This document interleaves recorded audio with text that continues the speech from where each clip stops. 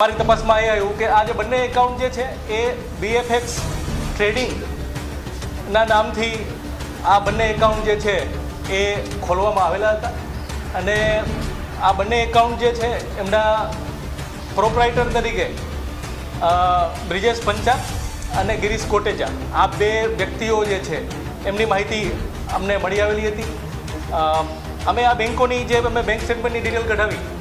તો એમાં પણ યસ બેંક જે છે એની અંદર માત્ર 3 મહિનાની અંદર 4 કરોડ અને 77 લાખ જેટલા ટ્રાન્ઝેક્શનો આ શોર્ટ ટાઈમની અંદર અમને એમાં જણાયા હતા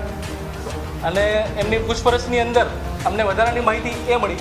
કે એમના નામે બીએફએક્સ ટ્રેડિંગ કંપનીના નામના બીજા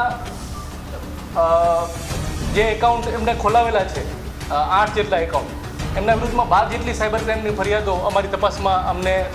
મળી આવી. ડેલ્ટા એન્ટરપ્રાઇઝ કરીને એક પેઢી આ લોકોએ બનાવેલી છે, એના નામે પણ અમને 2 સાયબર ક્રાઇમની ફરિયાદો જે છે એમને મળી આવેલી હતી. બંને આરોપીઓની પૂછપરછ કરી એમને એવું કીધું કે ભાઈ અમને એક જિગ્નેશ દલસાણિયા નામનો વ્યક્તિ જે છે એ અમારી ઓળખાણમાં અગાઉ આવેલો હતો અને એમના કહેવાથી અમે આ બીએફએક્સ ટ્રેડિંગ અને આ ટ્રેડ બજારના એકાઉન્ટ જે છે એ અમે ખોલેલા હતા. ઝડપી તપાસ દરમિયાન અમને ચેકબુક 57,